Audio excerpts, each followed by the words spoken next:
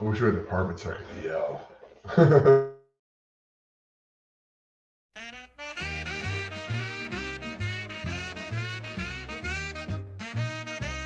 Click the set and grab your chair. On ZTV, we're going there. Indiana Pacers in the game. Grant and say will make the claim. Wednesdays at 7 sharp. Sports talk, they'll steal your heart. B-ball magic in the night. Tune in and you'll feel alright. 3-point threat on ZTV. Grant and say set the spree. Hoops and highlights all around. Wednesday nights, the coolest sound. Pacers action front and center. In the realm of sports we enter. From downtown they shoot and score. Catch the action at Encore.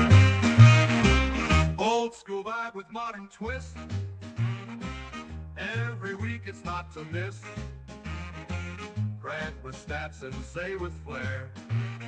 Pacers pride hanging in air.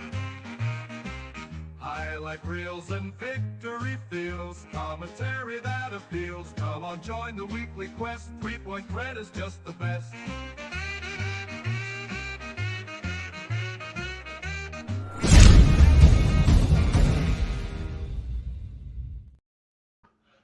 What's up, Pacers Nation?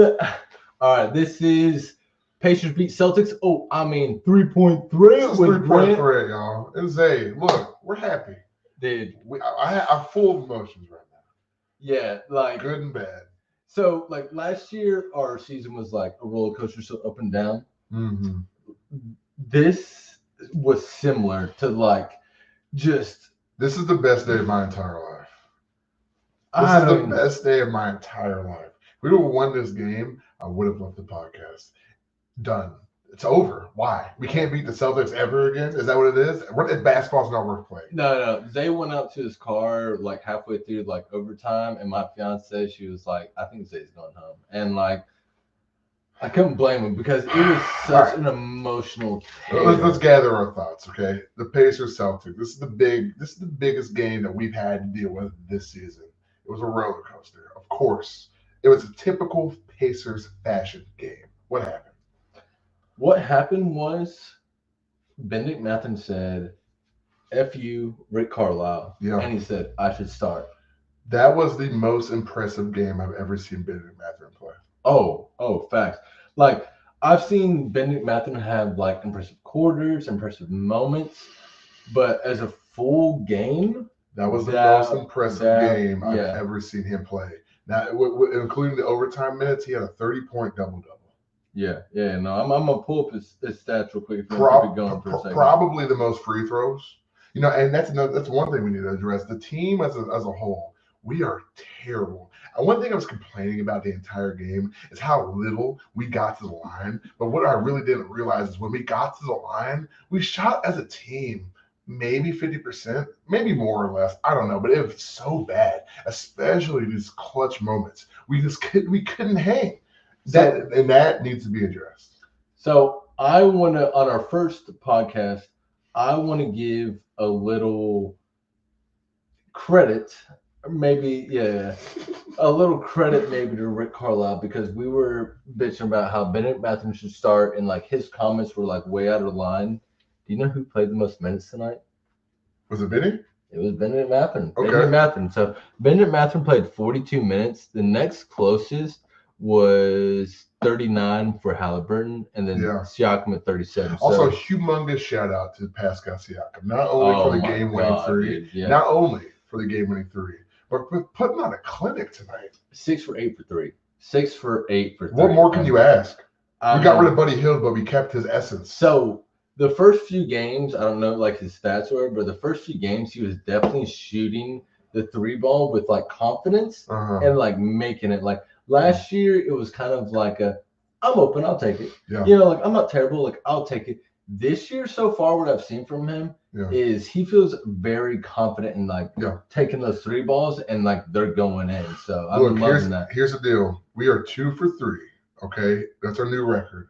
But this one of those games we won was against the championship full health Celtics that we won in overtime. Now, wait, the other one was against like the worst team in NBA history last year. But this is what we do. No. I think this proves a lot in the sense of like how I was saying, like it's the first couple games it doesn't matter type of thing.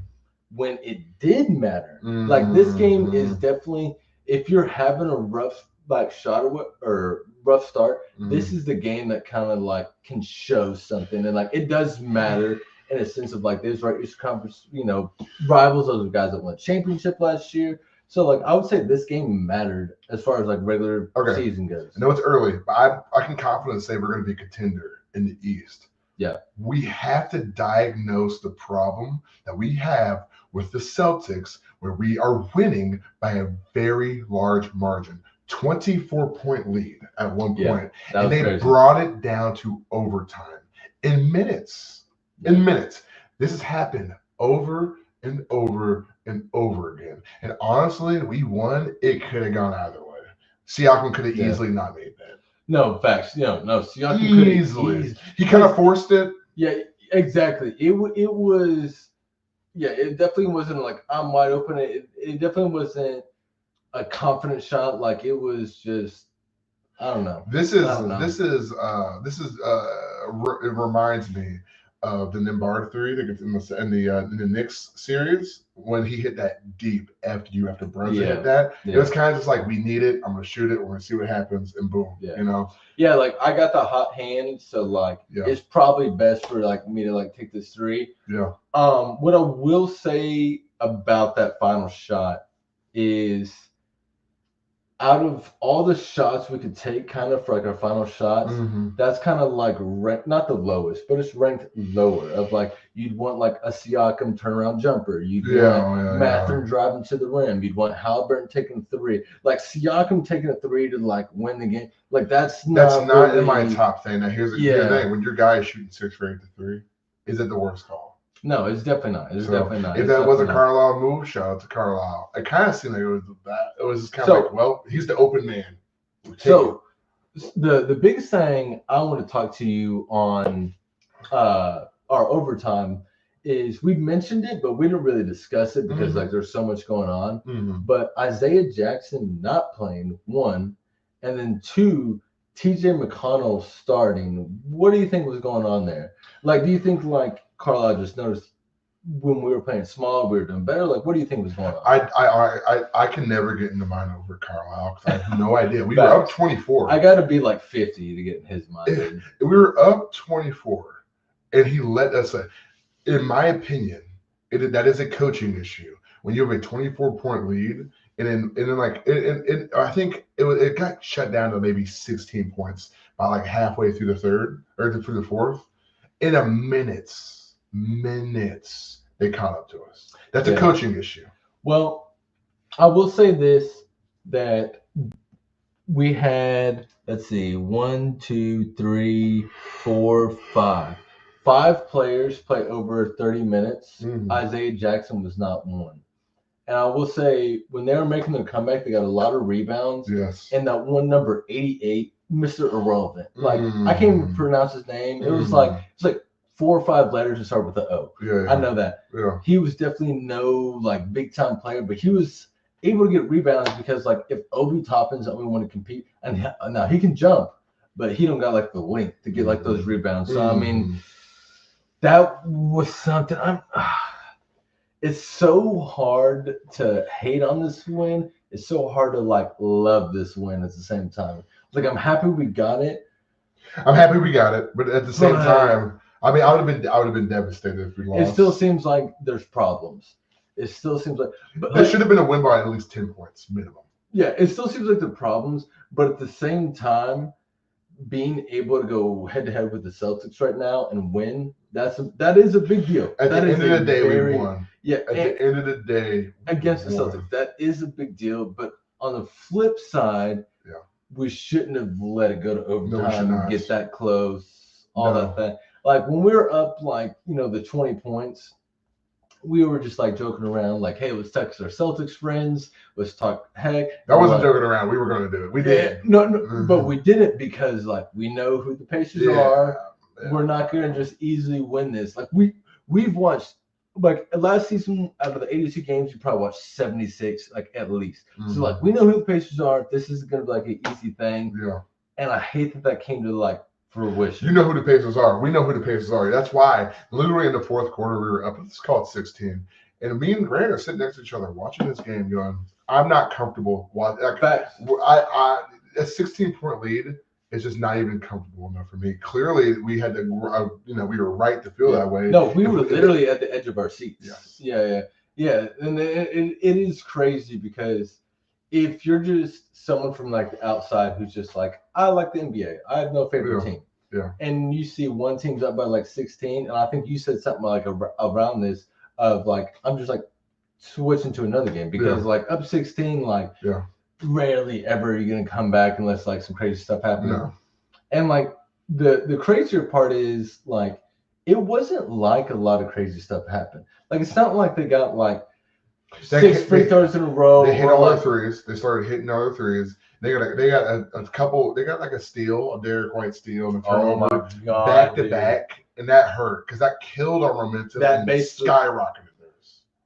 That got the game right back, and when, like, Derek White got that steal, he pulled that out of T.J. McConnell's bag. Like, he pulled that straight out of T.J. McConnell's bag, and I'll forever hate you for that. What has to change for us to not keep doing this? Because, I mean, look, obviously, I hope we overachieve again. I hope we get far in the playoffs again. But at the end of the day, once we get there, we're going to do everything in our power to win. How do we stop this from happening? So I think the Celtics aren't like, oh, we can't beat them or we can't stop them. We can't. What needs to change? So I think I actually have an answer for that. I think it is a consistent lineup with players knowing a consistent role. Because right now, everybody's so, like, interchangeable. Like, a lot of teams, like, your starters come in and then your bench kind of trickles in. You might have, like, 1 or 2 starters left, blah, blah, blah. But, like, when our bench trickles in, it's not like this, like, our starters are in and then we sub out 3 guys. It might not be the same 3 guys every single time. And, like, that's what I feel like kind of – and I get it in a sense of, like, with Ben Shepherd, Benedict Mathurin, Jarris Walker, Isaiah Jackson, they all kind of have something to prove. So I understand it a little bit, but I think that's what kind of, like, separates us is, like, even though we have chemistry from playing together for so long, everybody, like, re-signing, I don't feel like everybody is comfortable and this is my role. This is what I do. Because, like, for instance, Benedict Mathurin, I think Carlisle looks at him a lot of you're 6 man. But Benedict Mathurin looks at it like I should start. I'm an integral part of this team. Yeah. So I think that, like, conflicts. And I think there's a lot of, like, conflictions like that. Our team doesn't have a sense of comfortability because now Mathurin's back. He was gone. We almost settled on, like, someone of a starting 5 in the playoffs, or, like, what we're going to do. Then now Mathurin comes back, and we knew what Mathurin was doing that season. Now we're seeing what he's doing this season. Now the kind of the little sweet nothings we were whispering to Jarris Walker was, hey, you keep on. We're going to give you shit minutes for now, but next season we're going to give you a little something to work with. So now we're going to pay the Pied Piper, right? So now we have to give Mathurin and Jarris more minutes. So we kind of still have to play the game where people are getting rotated in and out. We're not comfortable yet with whatever our starting core is, So that's kind of where we're at. It is kind of hard on Carlisle. I will give him that. Like, there's got to be a little bit of give and take, So I want to say before the season started, I was very high on Andrew Nembhard. Like, I thought if you would have asked me, hey, we have to trade either Andrew Nembhard or Benedict Mathurin, it wouldn't have even been a second thought. I want Nembhard. He played amazing in the playoffs. He played amazing in the Olympics. I want Nembhard. So far this season, it's opposite for me. It's not even close. Trade Nembhard for, like, a second round pick if I had to. I don't want to. I don't want that at all. Yeah. But, like, Mathurin looks like that dude. Like, a back But right now, our backcourt is Halliburton and Nembhard. Halliburton and Benedict Mathurin sounds scary, bro. With how good he's playing. Was really good when we needed him to step up. That's great. But Mathurin is just here, man. He's just here. He's ready now. Nembhard, I mean, look, when Halliburton was out and we put the fire into Nembhard, you know, I mean, I won't say he played great, but he also had a game where that FU3 he made in the Knicks series, that was his first shot he made that night. Yeah. Mathurin doesn't do that. Yeah. Mathurin doesn't have any 0-point nights. Yeah. He's at least getting free throws. So some controversy too with the Mathurin Nembhard situation. I was just checking the stats and I saw that Nembhard only played 5 minutes. And I kind of didn't notice because the game was so exciting that I wasn't like looking at that type of thing. Yeah. I just looked it up and the Indy Stars like reporting that Rick Carlisle just basically decided to give all of Nembhard's minutes to Mathurin. Mathurin is not listed, or Nembhard is not listed with any type of injury or anything. He just basically got subbed out for Mathurin. How do you feel about that? That's right. That led us to a victory. That's true. It was a gamble on Carlisle's Yeah. shot point. It led us to a victory. So imagine this game wasn't as close and as dramatic as it was. How would you feel about that? I mean, okay, do we win and lose in this hypothetical? We still won. No, it would have a different effect. But at the end of the day, we won this game because of 2 players: Benedict Mathurin, Pascal Siakam. Facts. Period. Halliburton had some good moments. Everybody had some good moments. I was saying in the preseason that Mathurin, I want him to start, but obviously he's not like the perfect, most ideal start at small forward. At shooting guard, he'd be a better fit, but like Nembhard, I think did earn the nod from last season. Now I think Mathurin has earned the nod, but what do you think Rick Carlisle will do? Because I can't predict anything that dude's gonna do, man. He might cut Halliburton next week just because he. No, I don't think he's that. No, I'm being a little crazy, but yeah, I just don't know. I don't know. I do. He's old school, so part of me is like he might be like prove it more, but he told Mathurin, "Hey, I need you to play better defense, rebounds." We saw him get a lot of tough rebounds, and his scoring. I mean, Siakam played amazing, so we're taking Siakam out of the equation. But I mean, Mathurin has basically played every single game better than Halliburton. Mathurin is the starter this season on a riot. I feel confident in saying, if not this year, within 2 years, Mathurin's like an all-star. Like I think he's really like I already kind of had those things before he got injured, but like now seeing him like play, like He kind of just has that. You can see he has that mentality of like, I'm one of the best. I'd rather him be an all-star than 6th man of the year. Yeah. Because if he plays like this, if he continues like this, why would he not be either one of those? Yeah, I mean, there's a lot of situations where other players are kind of like, ooh, we're only up by like 4. I don't want to take this shot or whatever. Mathurin's never like that. No. Mathurin's like, oh, like I have a mismatch, I'm going for it. Like every single time, like, oh, I have this much room on 3, I'm taking it. And I love that about him. Let's wrap it, man. I'm getting kind of tired of being honest, man. It's late. I work in the morning, man. Look, we won. Okay, we beat the Celtics against all odds. Okay, my biggest thinking point I want to leave is how do we stop getting crushed in these last moments by the Celtics? How do we stop? Because there is a world, a very realistic world, where we make the conference finals is the same thing.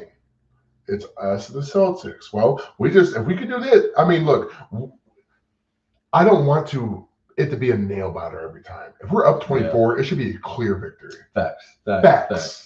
Facts. So what do we do to secure, if we have the ability to score a 24-point lead on the best team in the league, we have to stop. We have to keep it. Not only the best team in the league, but like at least last year, they're the 2nd best defense in the league. Yeah. So like getting a 24-point lead on that team with like they're like a top 5 offense, number 2 defense. I mean that does say something. Mind you, Porzingis didn't play tonight. Turner didn't play. Turner didn't play tonight. Okay. That's another. That's okay. another big thing.